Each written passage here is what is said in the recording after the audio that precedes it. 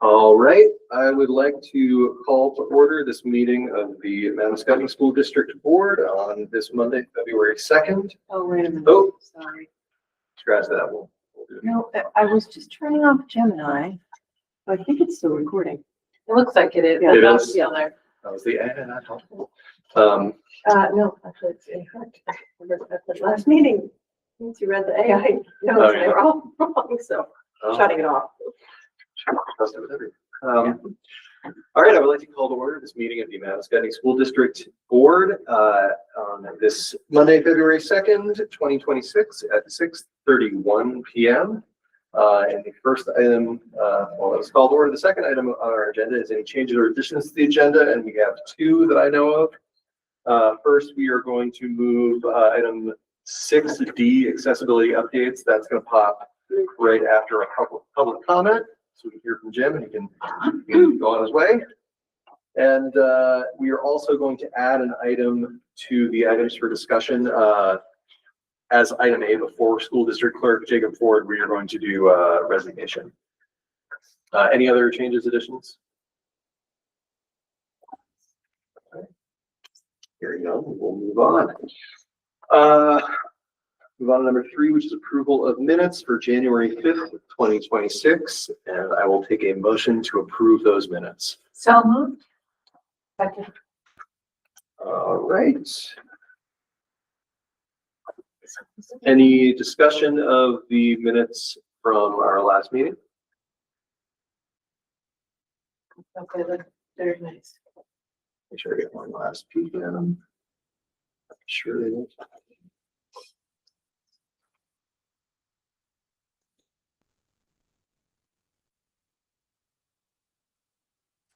All right, if there is no further discussion on those, I will take a simple voice vote to approve those. So all in favor of approving the minutes from the January 5th, 2026 meeting, please say aye.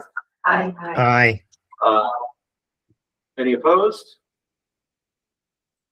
And do we have any abstentions? All right, so the minutes are approved, and are we still, okay, Amy's logged on by now. We're still missing Elizabeth? Oh. Okay, so those are approved. Item 4, public comment on non-agenda items or announcements. I'll just read my little spiel. Do that. Public comment is not legally required. We believe it is crucial for us to hear from our community members about their concerns over issues. Through these meetings, our board models for our students how to conduct public discourse, and that the board and members of our community can approach controversial issues in a civil and constructive manner and can demonstrate mutual respect. Having said that, please note that the board is here to listen. The public comment period is not designed for discussion. Please start by identifying yourself, what town you reside in, and please limit your remarks to 3 minutes. All right, so do we have any public comment?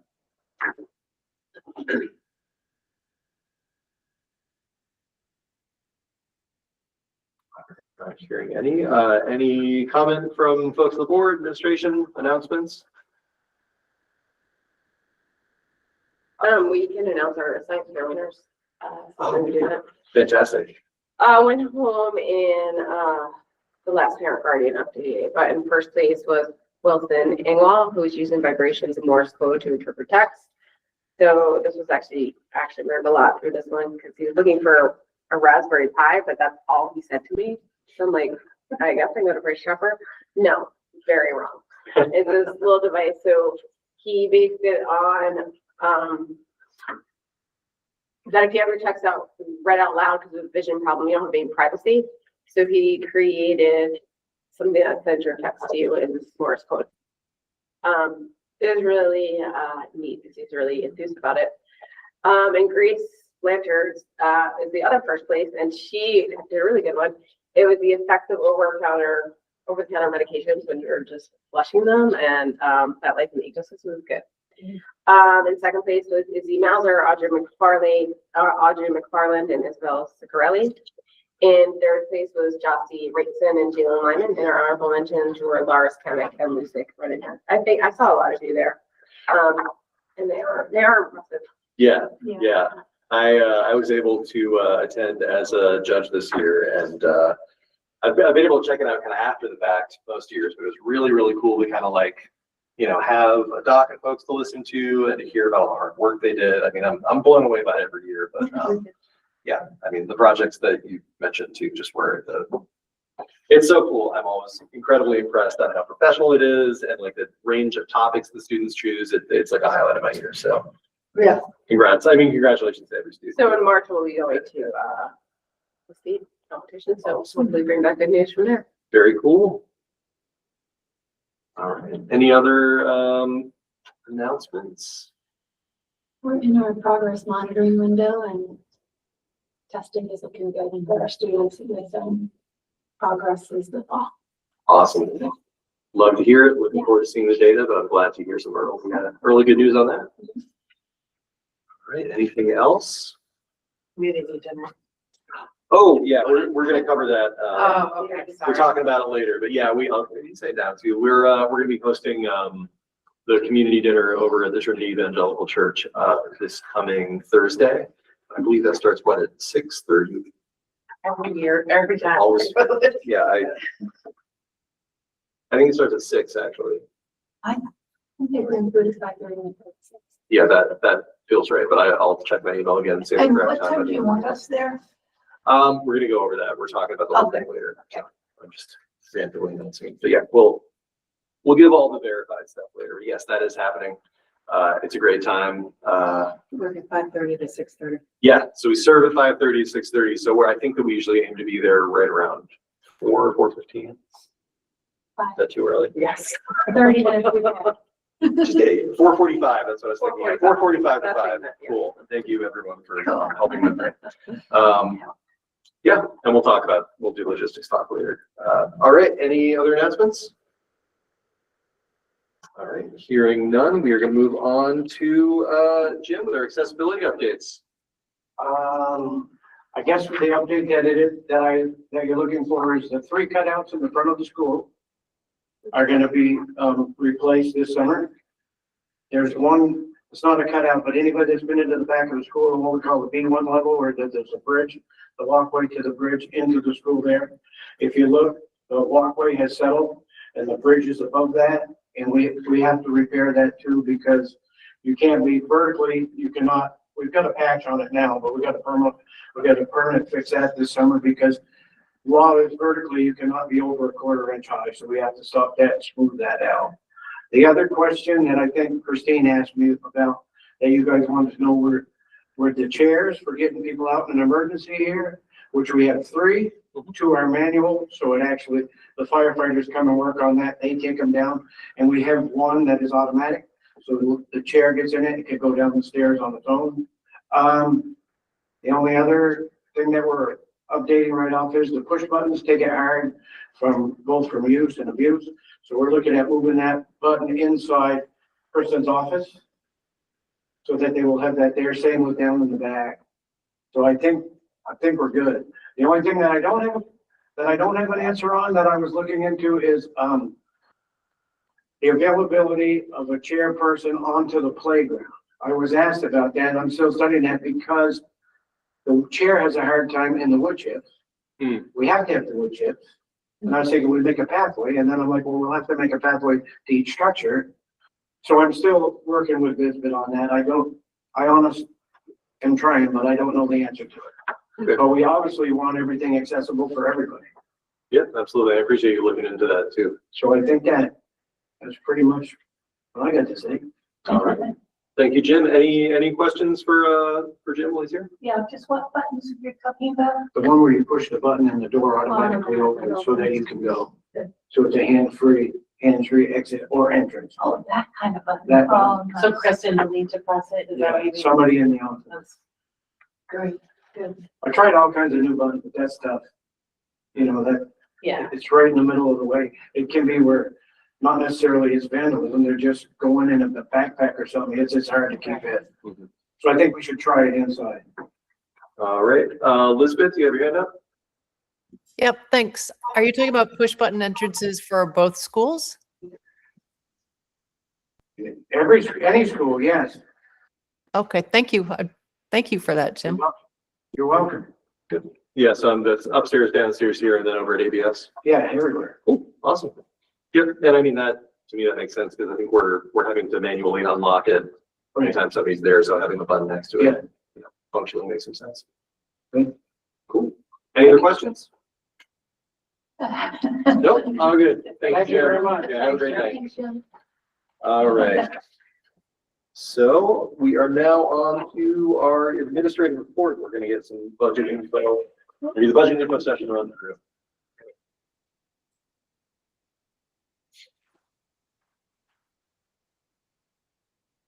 Somebody wanna? Yeah. My computer seems to be slow today.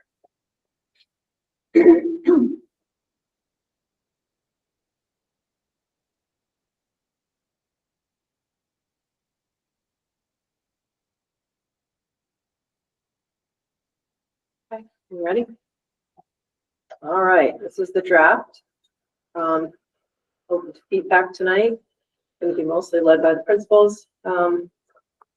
But it's a delay.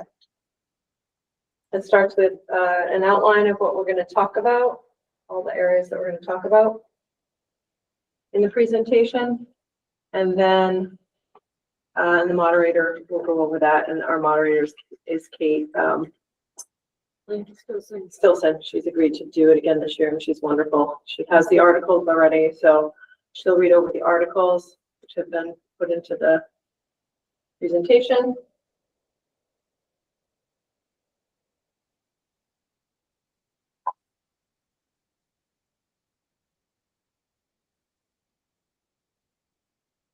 And she'll read them out, as she always does. I think there's just 5 this year. And then I will take a moment to talk about the strategic plan, which is coming up. And I'll be sharing the following information. So nearly 6 years ago, a diverse group of stakeholders came together to create our strategic plan, which serves as our North Star in guiding student success. As part of this work, we identified 5 core competencies: empathy, perseverance, integrity, communication, and critical thinking that we expect all students to master before graduating from our system. Our strategic plan is built around three key goals. First is student success and engagement.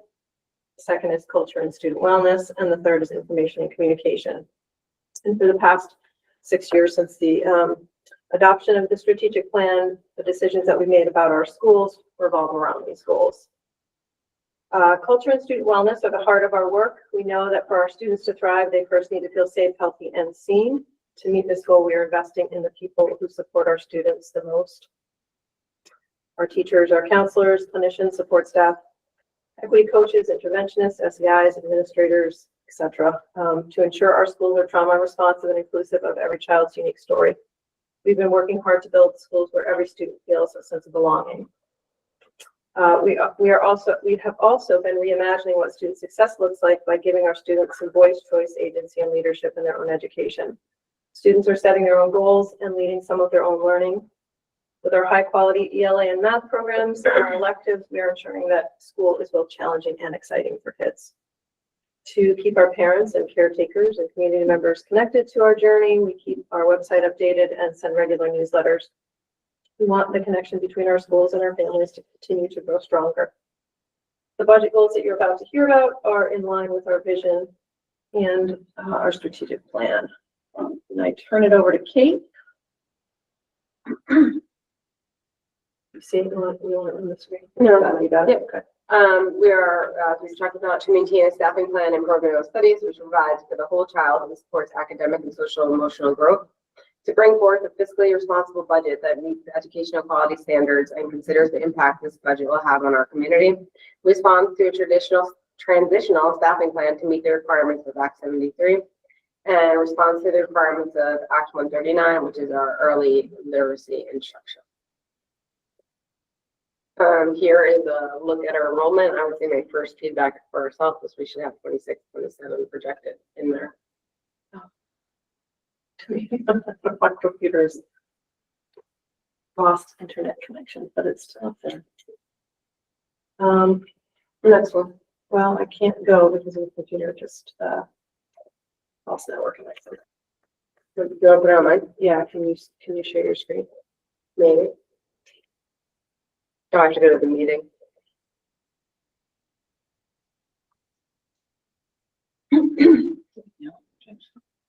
25. Yeah, we just didn't put it in there. We have a projection? Yeah, I'll wait. For next year? Yeah.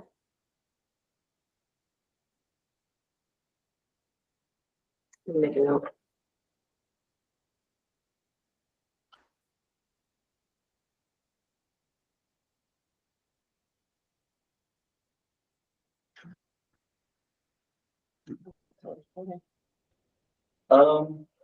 Yeah, it is. It is. It is. Yeah, yeah, I still see that. The rest is your fault. Yeah, I get that. You're. It's a full moon tonight. I didn't. What we added in in this year was the Oh, 25, I'm 26. sorry, I haven't concentrated on this. Spectacular. That's on my, it's on my screen. Share this. Let's do that. Let's see, mid-sync. Okay, and then I want to go to slideshow. Yeah. All right, There you go. here we go. Nice job. Took me a little bit. So here are our, look at our numbers. How the budget supports the strategic plan in our high school. Our core classes will be meeting minimum class size. As we dug a little deeper into this and we looked at the elective, it actually should have the impact of opening up more electives. Because our electives class will also increase in class size to about 18, 16, where that's the safety cutoff, which will then allow another elective to be taught, which will be a different elective that maybe we haven't offered or offer in every other year. Appropriate staffing levels, opportunities and experiences. Our March intensives, our fine arts opportunities continue to grow. They were just in Bellows Falls this weekend, and actually they were invited back, and they're going to go to Bellows Falls on Wednesday to see the dress rehearsal of their play, and we're hoping to make another thing. And we also invite both of the art dress rehearsals. Is Bell's next week? Yeah. Oh, very cool. Class trips, we've already taken a couple this year up to Salem with our psychology class. Another theater trip took place. Continuing to build our flexible pathways and continuing to build extra curriculars. And supporting those extracurriculars. Like I've been begging the math team to get shirts for years. Finally got them this year. They're really nice when they show up to the meetings. Our culture and student wellness to continue to support our SCORM, our student community service opportunities. We continue to have an SCI at the high school, and we have an HCRS clinician now. For how the budget supports the strategic plan in the middle school, number one, supporting our foundation for academic success is our multi-tiered system of supports. We work with parents, teachers, team, specialists to find the best plan for our students and supporting our interventionists and giving the students the interventions they need in math and ELA. Student support services, paraeducators, our We Are Hope Coach contract, our shared SEIs, which are our social emotional interventionists. They are the people who are helping our students with learning readiness to be able to attack what they need to in their classrooms and their academics. We also have some student mentoring happening as one of our electives for our middle school students, and doing some of that cross-grade, big buddy, big kid, little kid supports. And we're into our third quarter of doing that, and we've got some really nice feedback. Culture and student wellness. We have student leadership and advisory celebrations, working on having more meaningful connections between advisors and advisees. One of the things we talked about when we started this was helping kids with truancy issues, needing to make sure we have good attendance at school. Student choice and more middle school electives, working with the high school, having some more offerings that our middle schoolers can try out. And other wellness pieces are student assistance providers who have some kind of specialty training in substance prevention, our HCRS clinician and our school nurse, and all of these support staff members are huge to helping our students again have that learning readiness and being available at school. So at the elementary level, Jennifer and I share this work. We both believe so strongly that we build our foundation with our youngest students, and finding those gaps and holes in instruction and being able to plug those in as young as possible is what builds their academic strength and stamina as they grow. And that core instruction, building that foundation is just so critical. And this year, I think we've been incredibly lucky to be able to target a lot of our instruction, and the budget allows us to maintain our targeted instruction for intervention and for her flexible. You call it flex teaching, to support the students to really fill those holes. And we're seeing it work in our scores that we're excited to share with you. The enrichment opportunities also, our winter enrichment programs are expanding to offer students so many opportunities this year. And the budget supports us continuing that. And then just diverse learning opportunities, being able to figure out how students learn, what makes them tick, what helps them really wrap around and own their learning, and meeting them where they're at. So that's where the budget supports the student success and their engagement. Just making them a rock solid, learning how to be a learner at such a young age. Right, we also know that academic learning cannot happen without emotional stability. So this budget does fund social emotional teams to provide necessary real-time interventions supporting regulation and coping strategies. From side-by-side classroom support to facilitating collaborative problem-solving conversations, these teams ensure that students who are struggling to navigate the challenges receive what they need to stay safe and present while they persevere. Included in this are understandings about the importance of some key areas. One is the community connection as well as the family engagement. We know that we do not exist in our own little bubbles. No classroom exists in their own little isolated silos either. We are an integrated part, and we need, particularly in rural communities, we need our families on board. We need back and forth dialogue, and we are blessed to have a whole host of families just willing to come to the table and walk through hard stuff with us. We also need communities that support us, whether it's through the budget or through the volunteering or the community outreach opportunities that our students experience. These are the things that give our children a sense of belonging and purpose in our communities. We utilize responsive classroom, which is the general approach to teaching kids how to behave. We would no more expect a child to come in and know how we want them to behave in our classrooms than we would expect them to do math before we taught it. So the responsive classroom approach starts with, we must first teach them what we want them to do and how we want them to be. Every family has a different background and history. Kids come in with different strategies and skills, so we have to teach that.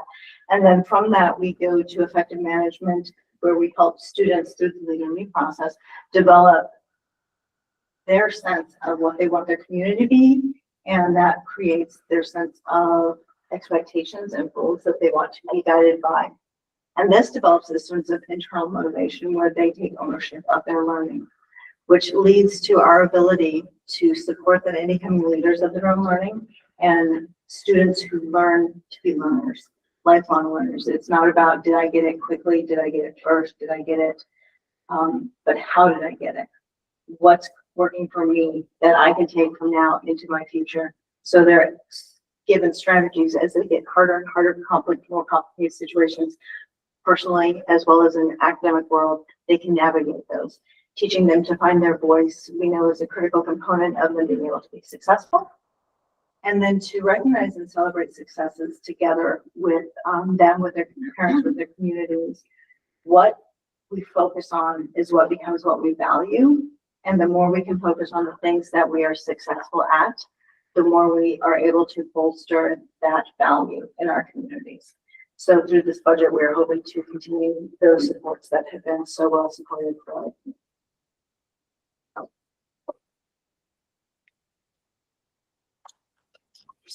Link to the budget book, scan QR code. And we are deep into the winter of 2026, but this has been online since the fall of 2025. For full transparency, you can move on. This was the slide Davis did last year. So I don't know if you want. Sure, I'll take it away. So funding sources for our local schools, we rely on local taxes. The State of Vermont Education Fund and private grants, as well as parent-teacher organizations, or in ABS, it's the School and Community Partnership. Generous donations from families, teachers, and community members, our volunteers, and our teachers use their own funds to buy classroom materials as well. The primary budget drivers for fiscal year 27 are we're entering the last year of the contract for next year, the year that we're working on, which has negotiated wage increases. Health insurance is up 7.3%, and the SU assessment is up 16%, which is a big increase. 14.6% of which is special education, and 1.4% is non-special education, lovingly refer to as administration operations. There's also a reduction of 3.6 FTEs across the Mount Scotty School District, previously mentioned. Next.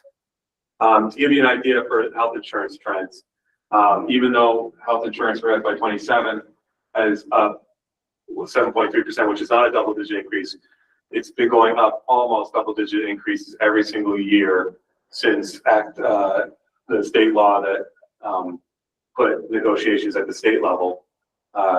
In fiscal year 19 and prior, we would sit down, just like with our wage negotiations, and negotiate with our teachers and our support staff. That was taken away, and now they sit in the room in arbitration, and it's gone to arbitration every time. And the way it works is because of the nature of the agreement between all the teacher associations and the negotiator from the governor and the legislature side of things, it's arbitration. It's all or nothing, meaning administration or management has a number they want to get to, and the association has a number they want to get to, and the arbitrator cannot compromise in the middle. They must choose one or the other, and every time they've chosen the teacher support, the association side. So you can see that was a family plan of less than $20,000 in fiscal year 19 is now up over $42,000. We are planning for FY27, and you can see a similar type of rise, not as steep, but similar for a single plan. This shows, rather than seeing 4 lines up there, I chose the Gold CDHP plan, which is 80% of our employees choose Gold CDHP. Next.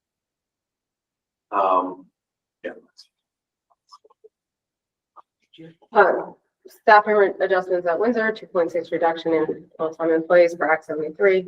Adjustments at Upper Bridge is a 1.0 full-time reduction per Act 73. This Beaver graphic. So this shows, again, all the detail is in the budget book, but a high overview of where your tax dollar goes. Almost 70% of your tax dollar goes to your Mount Scotty School District local budget. And 18% roughly is the green that goes to SU special education. Less than 10% goes to administration operations. That's the orange. That includes the business office, the superintendents, the curriculum instruction, diversity, equity, inclusion. It's pretty much IT is a big part of that. So that's what's administration operations. Early childhood program is roughly 2% of your tax dollar, and food service is coming up the rear at a little less than 2%. Yep. This shows, and this is, everything I'm showing now is on the budget flyer that we created. So the district, this shows the district tax rate percentage change over time before the CLA is applied for Windsor, West Windsor. Madison County School District being a merged district from Act 46. They have a district tax rate that is basically education spending divided by LTW-ADM, which is long-term weighted average of the average daily membership. That number is the district tax rate. And before the CLA is applied, what this does is look since the merger, what that tax rate has gone up percentage-wise or down percentage-wise year over year. The merger was effective FY20, so FY21 was the first time it changed. And you can see that there was a significant increase in this fiscal year. And we expect that we are estimating that the district tax rate, depending on what the yield is in May or June, will be closer to what the average has been. The average increase since the merger is 3.9% increase per year. Thank you. Any hypothesis on this current year? Why there's a spike? This is the year we're in right now. That's Increased spending increased spending. divided by LTW-ADM, meaning if it weren't for the reductions, for example, it wouldn't look like it was all by itself. Gotcha. Got it. To show what that would mean to the average homeowner property tax, you can see in Windsor with a $100,000 home, that would be, we are estimating $193 annually increase in taxes. West Windsor, it would be for a $100,000 home. This is now, the CLA is now taking into effect, is $150. And then because the math is easy, a $200,000 house in West Windsor would be $300 and so on and so forth. If it was a $400,000 house, that's $600 a year. So again, for a $100,000 home, it's about $20-ish a month, little less.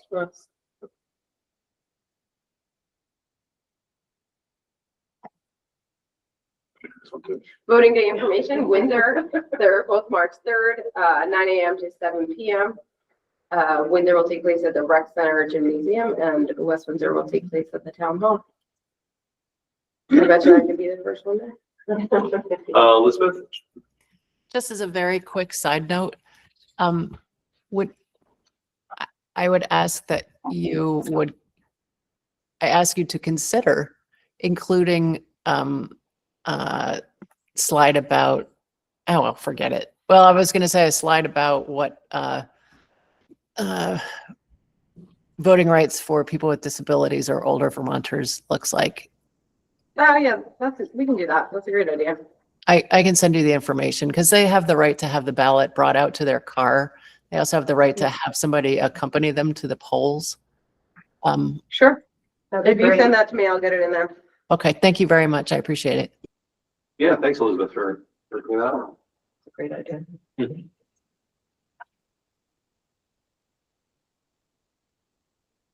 Okay. That's it? This is the presentation. Yeah. Cool.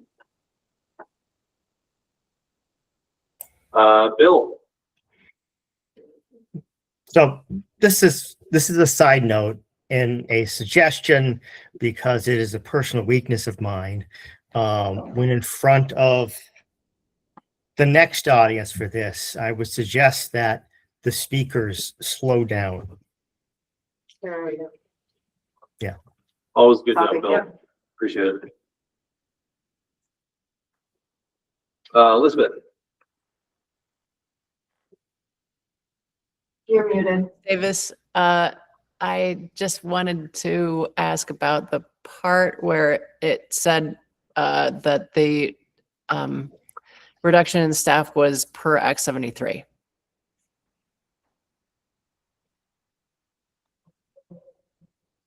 Sorry, I might have missed the beginning of who were you looking for? Slide 19.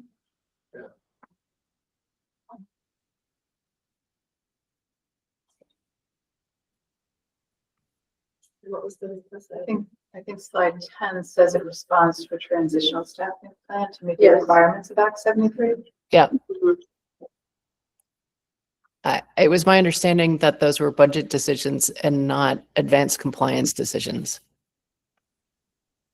There would have been reductions anyway. So we can word that differently. Yeah, we can, I think, Word that differently. yeah, that makes sense. I'm sorry, what did you say? They're gonna change the wording of it, so it isn't saying that it was because of Act 73 that those happened, is that it was, budgetary and, Okay, Yeah. thank you. yeah, appreciate it, Elizabeth, thanks. It's fine. And 19. Yeah, there's there was some later one. Okay. All right, any other questions, comments? I'm just checking the polling in West Windsor because it usually starts at 10. But I can't seem to pull anything up. Where would it be on the website, the town website? Probably. And The warnings in the budget. Nancy, that's on a regular election day, not on town meeting day. good, thank you. Yep. Didn't want to give false information. Yes, always good to check. All right. Well, thank you all for running us through that. I'll be ready to smoothly and slowly read my slide. I'll try to slow down too. Yep. And I put my brakes on. So it looks like we are ready for item 6, which is items for discussion, followed by motions if needed. And we're doing our first one to shoehorn in there, and that is resignation. I was notified a little less than a month ago that unfortunately our district clerk, Aaron Minard, had to resign somewhat suddenly. He had some changes in his kind of personal situation. It's all good, but it means that he's not going to be able to be the clerk. So really appreciate the good work that he did last year being the clerk, and we'll miss having him on our team. So I think we should probably just do a vote to approve his resignation. So I will take a motion to approve the resignation of the Manascutney District Clerk, Aaron Minard. Second.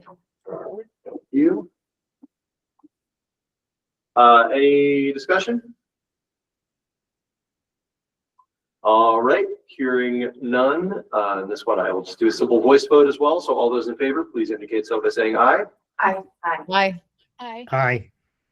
All right, and I'm an aye as well.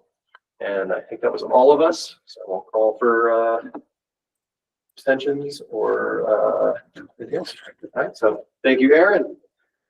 Next, we are moving on to School District Clerk, Jacob Ford. So fortunately, the day that Aaron sent his resignation, I reached out to Jacob, who was very down to agree to be our district clerk for this election. So Thank you. if you want to just introduce yourself to us, say a couple words. Hi, I'm Jacob. I've lived in Windsor for 2-ish years now, and I know Davis from like the musician side of things, so this is all very new to me, but I'm happy to just dive in and learn as I go along. Yeah. All right. Thanks, Jacob. Thank you. Yep. Thank And you. I'll just say, like, having, played music with Jacob and kind of worked with Jacob on shows and stuff, I think not to get too deep down this rabbit hole, but there's a lot of coordination and organization involved in doing things like putting on shows and putting on festivals and that kind of thing. So it's part of where I thought of Jacob, because I know that he's very dependable on those things, has really lent a hand in a lot of the larger events that we've done in ways that I think go above and beyond even the amount of complexity that we need for running an election. So I'm very confident he's going to do a great job. Really appreciate him being here. Thanks. Thank you. All right. So I will take a motion to approve Jacob Ford as our new Manascutney School District Clerk. So moved. Second. Second. We'll give Bill that one.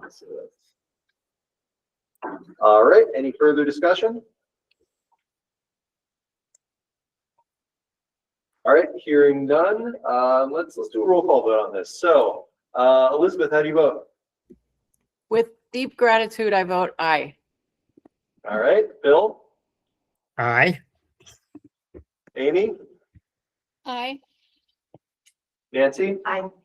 Megan, Aye. And I'm an I as well. So congratulations. We're now officially the MASD County District Clerk, and thanks for agreeing to do this. You're welcome. All right. So we are on to community dinner check-in, and let me just quickly pull that up. So I appreciate y'all looking up the actual time before I just said things that popped into my head. Well, after I did, but thank you for correcting me. Let's just get that.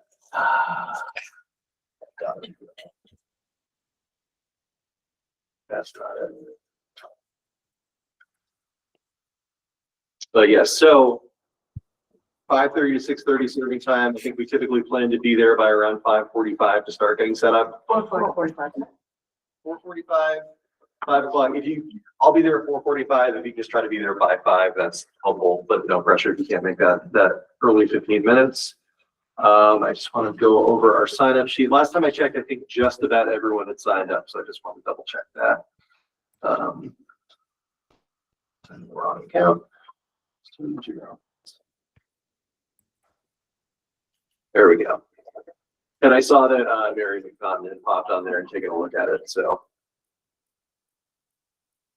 she has reminded me a couple of times because she is very good at doing that and very on top of it, as you all know.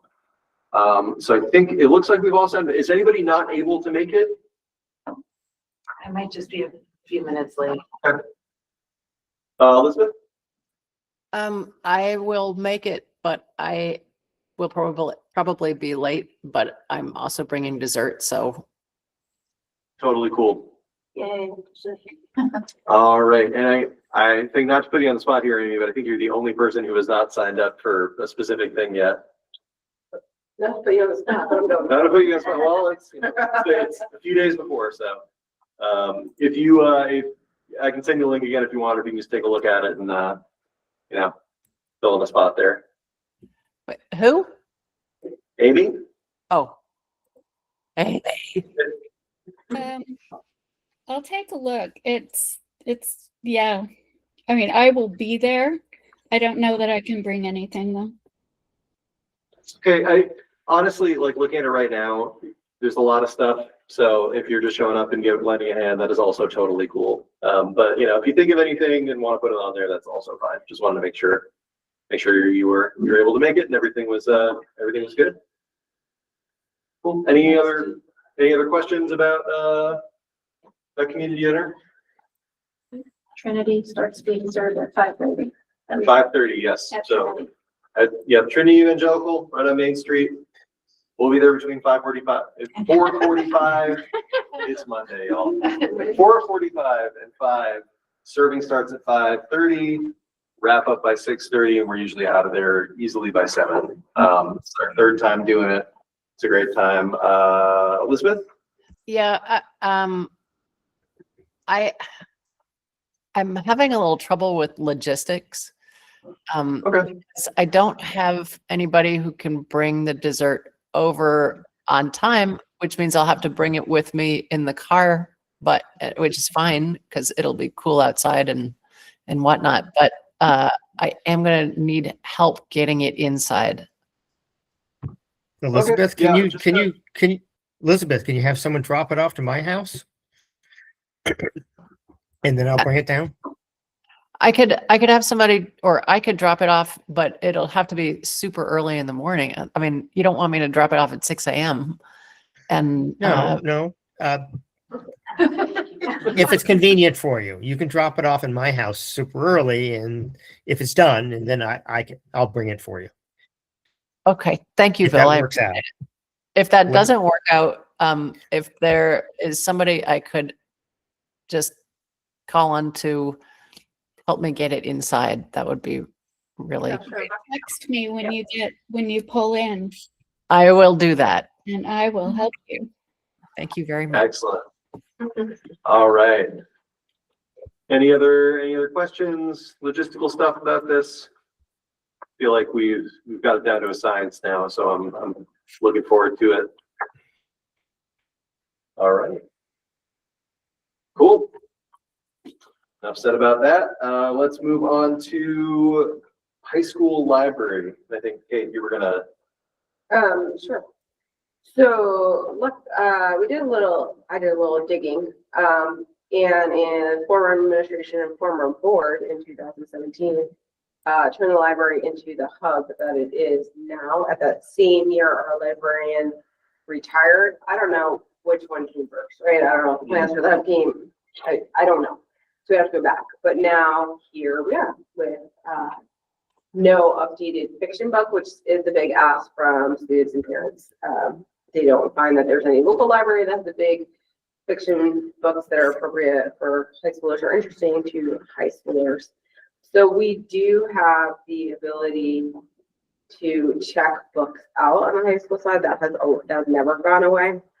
And Colleen and I are going to work with Tara Custer and Justin Lawyer to be able to start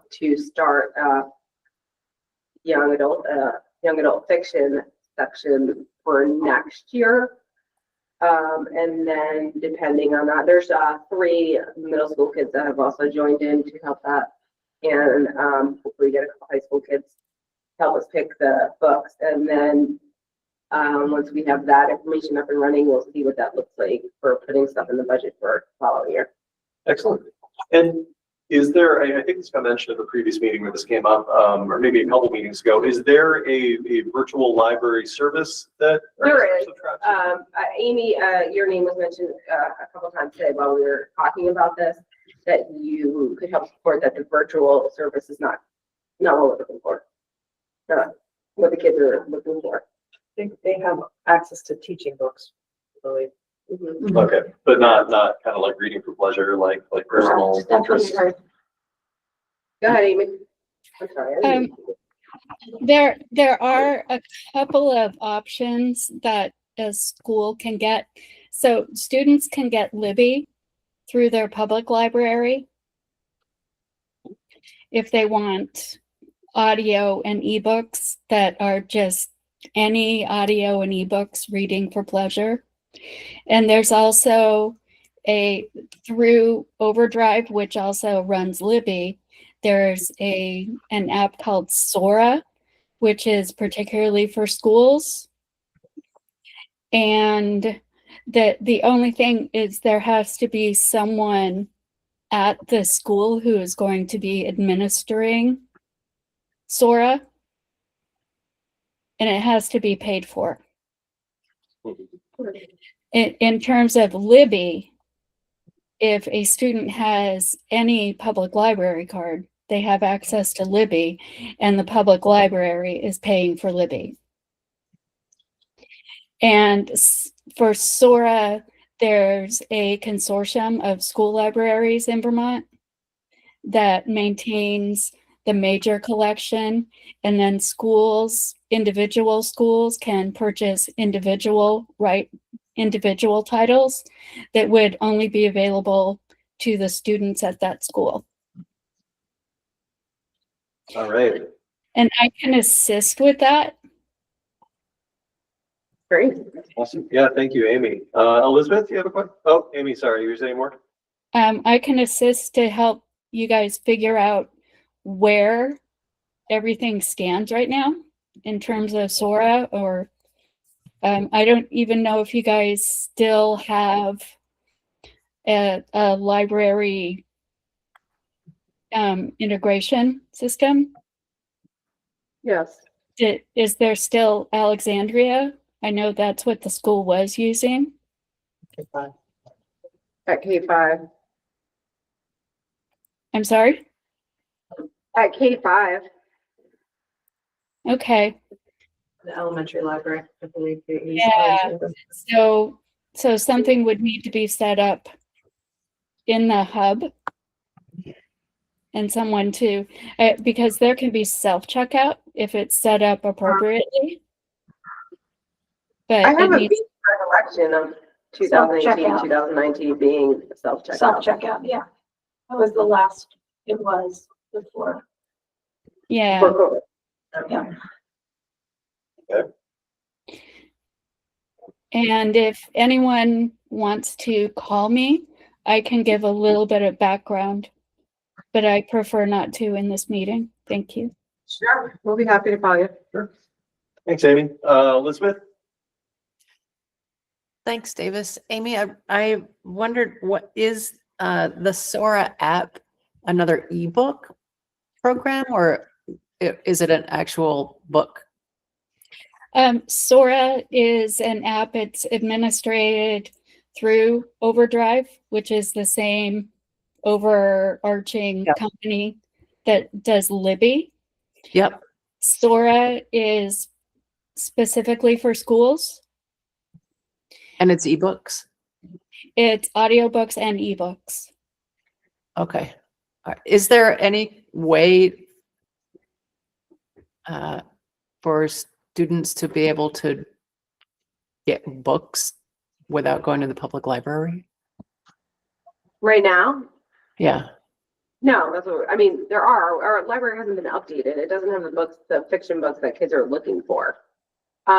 So we've been functioning, you know, the K-5 with their library, and honestly, Destiny Lawyers in their own personal library in the middle school, which is why she's joining this committee and bringing some kids to it to help us get this up and running. But no, there has been no purchases of library books in the 5 years.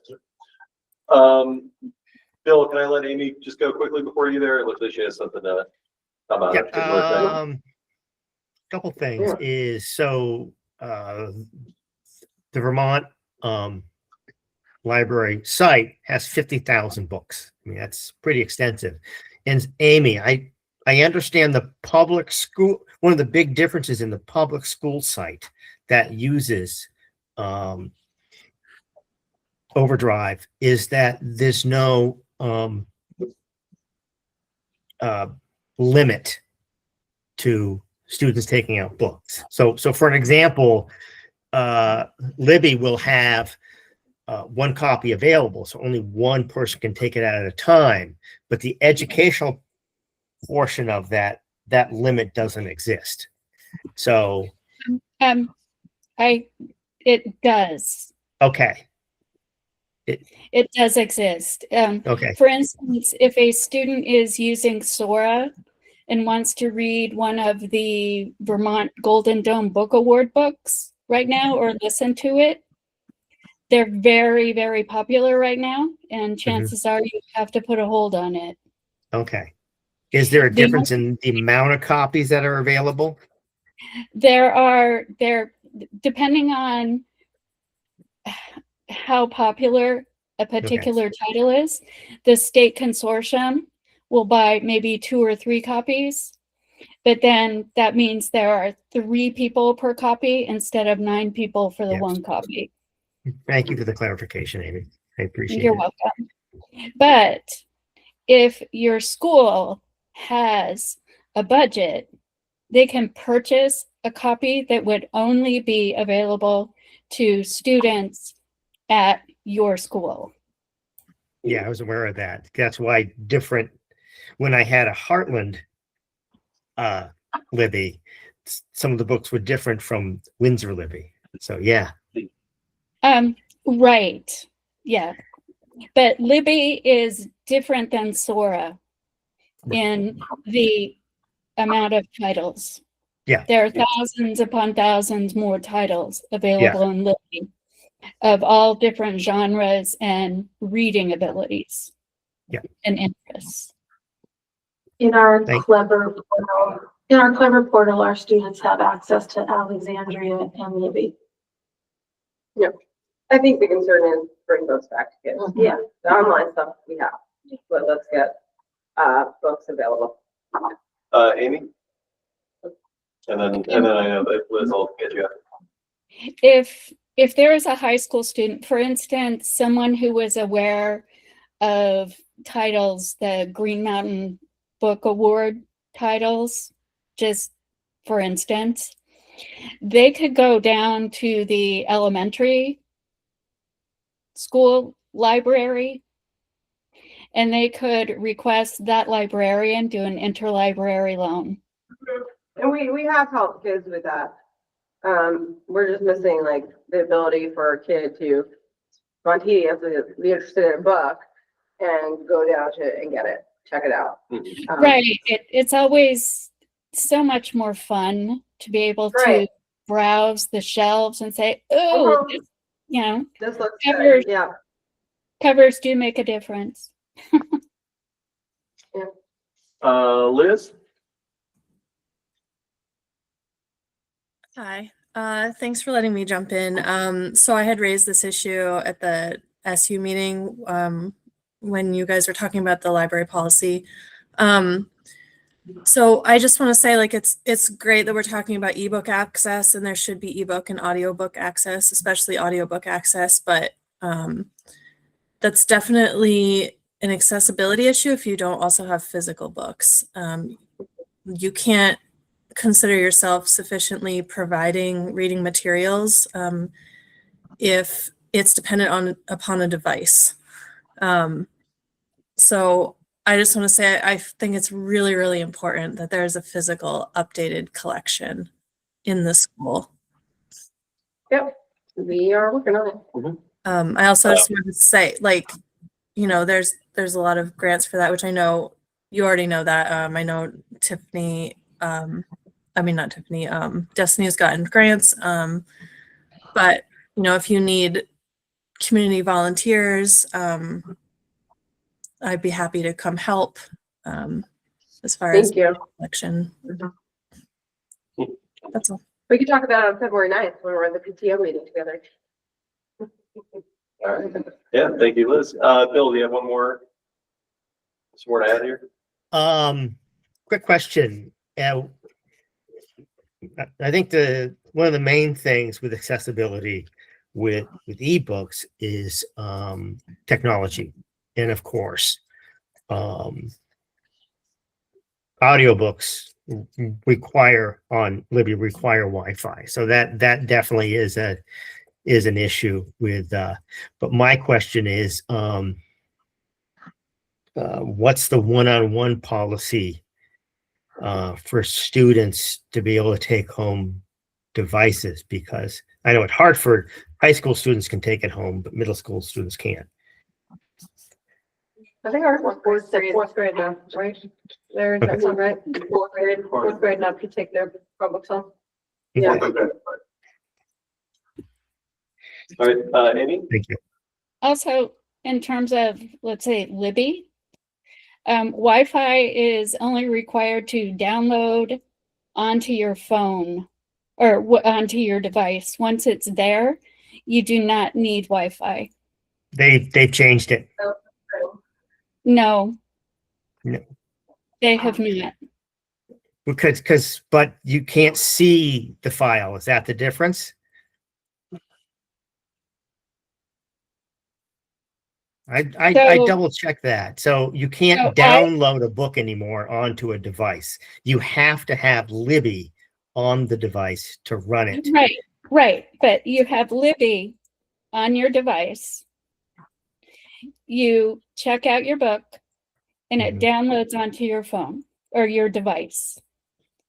And you do not, once it's there, you have it for 2 weeks.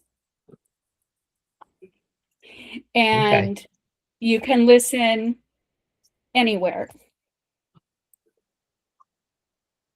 All right. All right. Well, thanks everyone for going down kind of the current state of things, and I appreciate input from our resident librarians here on how these platforms work and how students can access them. I guess what we'd just be looking for is maybe for, you know, going to the next school year, how we're kind of going to address this. We can put on the next agenda. Cool. Yeah, we can talk about more on the next agenda. But yeah, greatly appreciated. The only thing that I would add that we might want to think about just in the interim as this is kind of coming together maybe is if we wanted to reach out to Barbara at Windsor Public Library and just make sure that there's a really clear how students can access those local resources that might not be as apparent. I know that there is some stuff we can get through the school, but just strengthening that connection. And I know Barbara's always happy to give a rundown of what WPEL can offer. Cool. All right.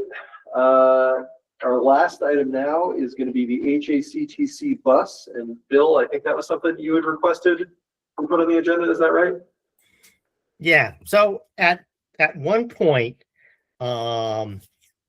with David, we brought up in a school board meeting that how important it was to be able to allow students to get to HACTC. And so what the compromise was that in the student handbook, it would state that on a day where Windsor had off, that HACTC students, there would be a bus available, and HACTC students would be dictated by the tech center schedule as much as possible. So instead of doing like a policy or anything like that, they just put that in the student handbook, that would be the expectation. Now, the question I have is, one, did it ever end up in the handbook? Or two, did it end up in the handbook and just kind of have go away after a while? Because it's not in the handbook now. So when this issue came up this year, I'm like, oh, it's in the handbook. And then I went and looked in the handbook and it wasn't there. It's not, So it's not handbook, yeah, I know it's not in the handbook. Yeah. but I don't think it has ever been there. And when we, go ahead, you can finish and then I'll talk. Yeah. So the expectation was that it was going to be in the handbook. David said that it was going to be in the handbook and never got into the handbook. That's kind of how I expected it went. And so now this is a new board with different administrators, because I believe this happened before this transition took place. I'm wondering what the rest of the board feels about having this as something that's available for our students. Can I chime in? Just a couple things. So this came up, you know, I work with Erica and Scott a lot, and our expectation usually with the tech center says you follow your homeschool's schedule, and then we work out things like when we have in-service days, it is expected that the Hartford bus runs. So on in-service days, our Hartford bus would still run. With the haggle, or like what we're not seeing eye to eye on, is December 18th for next year's calendar would be the one day that I think we have an early release for winter break. I don't know if Hartford does. So if we have an early release for winter break, then our Hartford afternoon students are excused from Hartford. That doesn't mean that we couldn't run a bus. We could run a bus. But the reasoning for that is so that families have a consistent schedule if they're going somewhere. And part two, we get feedback from Hartford students and parents that they don't have a home, right? That they're Windsor students who spend a lot of time at Hartford and they miss out on a lot of the Windsor fun because of Hartford. But I have worked with Erica and Scott in the past, like we adjusted our midterm schedule, which was really easy to make sure that no one missed Hartford.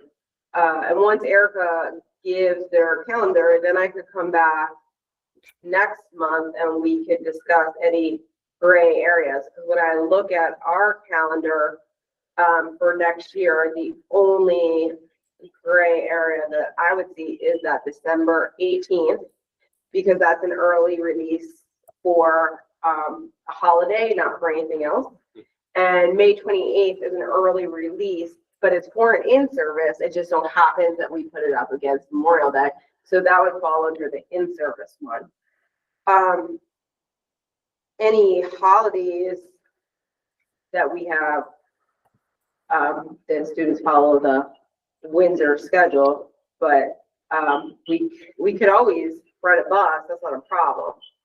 And I really only see that conflict being that one date, which was the conflict of the same date that brought it up this year, of what the expectation is. But I reached out last week to Hartford for their schedule for next year, and Scott told me that it was accepted and then taken back. So he said to probably wait a week, so I can update you on that at the next board meeting as well. Does that sound good, Bill? We can get an update for the next meeting and go from there. Yeah, but my question was not directed toward administrators. My question was directed at board members, you know, about their feelings. And it may not be today that we get those perceptions, but if we get an update next month, and then board members have a chance to kind of think about it, about what. I just wanted to give that information because there is the big feedback from the students of I missed out on a lot of what makes Windsor Windsor because of the tech center, which is also why the tech center is sometimes, okay, we're going to make an exception for this. But this year, that was the one only day, and then we make decisions together when it comes to stuff like Winter Carnival. That's a huge Windsor tradition. But those are the only two things. Okay. Well, I think having some time to kind of digest this and then have maybe a more robust conversation about it next month would make sense to me. Is everybody, that sound good to the rest of the board? Seeing nods. All right, fantastic. Can we also put on the agenda? You could just tell Tracy and Colleen they don't have to come next month. Can you also put on the agenda? I'm getting a lot of feedback that when this school was built and opened, a lot of the drive was out of the community school and that walking track. And I would like to create a procedure to have that walking track open for community members when it's freezing out. Absolutely, yeah. So I would like that on next month's agenda. Yeah, as we say, you got just ahead, so set item 7, setting the next agenda, walking track. And that I remember that being a thing, and I think that there did used to be a procedure for that, because I know that my mom. Yeah, and like procedures would be updated. We have an idea in mind. I just don't want to put it out here until that is a teacher's classroom, right? And I always have respect for that. Yeah. So until I can talk to that teacher and get the parameters on from them, I don't want to say anything. But that is our goal, to open that up, because I mean, it's not going to be massive. There's not going to be 100 people there walking. Yeah, it's going to be the same 6 people that are out in the cold. Yeah. In cold or bad weather, though, it is nice to have that walking track. And I do know that intermittently at some point in the past there was a procedure. Oh, I have the article. Yeah.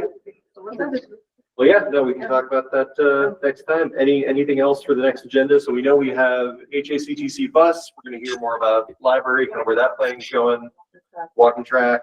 Our reorg. Yep, reorg, right? So it'll be after town meeting day, which is wild. And we have as part of the administrative report, we do have our student growth report. So we'll bring you some data. Awesome. Yep. Student growth. And does that include behavior data too? Is this one of our, okay, excellent. Cool. It's all built in. Bill? Sort of to go back to Thursday, I had an idea regarding a suggestion. I'm planning on doing baked pork chops. So if anyone's struggling to bring something, we could use some applesauce, because I know some people like pork chops and applesauce. So just figured I'd throw that out there. Fantastic idea. Awesome. I'll bring a Excellent. big I love bowl this. of applesauce. Thanks, Bill, and thanks, Amy. I love the collaborative problem solving we got going on here. That'll be great. Before I'm just getting myself confused. It's going to be right after, because it's the first Tuesday, and It's March 9th. I think we kick it out a little bit, so it is after. Oh, So that we, Actually, to the 9th. yeah, we kick it Sorry, out, I so we was- do review a little later. Just let me just Yeah. make sure it's in the calendar. Yeah, that is the outlier though, is that we kick it out a week. March 9th. Let me just make sure. That sounds right. Yeah, it's the 9th. Yeah. It should be good. Yeah. We learned that last year. Yep, yeah, the March meeting, we always plan to just put it after that meeting day, because that's the first Tuesday in March, third Tuesday in March. Yep. Yeah.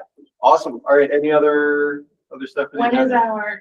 can you announce when our next meeting, the budget Yes. meeting? It's February 18th at 6:30 in this room. Thank you. Before we close, Davis, I brought these and I forgot to mention the one pagers that, Larry worked on. I think we're cut a little bit. And they're really concise and I think give a good picture. One district at least is choosing to mail these to, all their community members. So that's something this board wants to do. It is in the budget book. Yeah. I mean, I think that's a great idea. If that's something you all have the ability to do. I don't think we need to vote on or anything. Okay. Just Elizabeth. we haven't done it before, so I just Yeah. want to make sure. Thank you. Elizabeth? Is the annual report out yet? It's at the printers. printers. I don't think I haven't seen it yet. So I have we, not seen it yet. okay, can we just say where they will be when they come out and whether we'll have them at the meeting on the 18th? I expect we'll have them by the 18th. I'd be surprised if we didn't. They will be out at the post office. They'll be out, I believe, at both town halls. And then, We usually bring them. and the SU central office. Yeah, the central office. And they'll be at, will they be at both post offices? I can make sure. I believe they did last year, Yeah. because Lori brought them out. Yeah. Yes. Okay. So both post offices, both town halls. And, we keep some copies at the school in the central office. Schools, At both schools? yes. Okay, thank you very much. I just wanted to make sure that the public was aware. Yeah, I'll follow up with Terry to Okay. get an ETA. I'm assuming they'll definitely be, I assume they'll be here before 18. Doolittle's is pretty quick. Yeah, they're very quick. Yeah, thanks for checking on that. That was good. Is it expensive to mail this to everyone? Well, I was just looking. That's it. I It's just. every door direct fee, It's not yes, it's about around $524. Yeah, it's like bulk. And the reason they do, the reason why it's not that as expensive as one would think is because it's easier for the post office to deliver it to everywhere Yeah. or nowhere. Oh, right. Okay. that makes Because that way sense. they don't have to, it just goes out everywhere. Yeah. Okay. It's like junk mail, but it's not junk. Well, That's yeah. why junk mail is so We get superfluous. so much. Yeah. It's valuable. Yeah. I'll check out. Yeah, no, I think that's a great You idea. get the junk mail. Definitely do that. Okay, we'll Cool. get that taken care of then. Yep, so next agenda, just to review before we close this out. So, school library, HACPC bus. We are going to reorganize. And I have a student growth report. Student growth report. We have any student presentation learning, is that? We have a student presentation of learning, I middle was school. gonna ask if I could move mine to April, just because the kids have an event coming up in March that's after that date. Is that Totally okay? cool. Yeah, I mean, the reorg meeting is kind Thank of you. long anyway, so Thank yeah. Then is it possible for us to do presentation of the K-1-2 Yes, work? totally. All right, In March? In March. excellent. Okay, let me get that down. Where it is. All right. All right, well, if we are all good, then I will move on to everyone's favorite item at 7:43, which is item 8, adjournment. I will take a motion to adjourn. Second. All right, all those in favor, please indicate so by saying aye. Aye. Aye. Opposed? Abstentions? All right. Thanks, everyone. Have a great night, and I'll see you.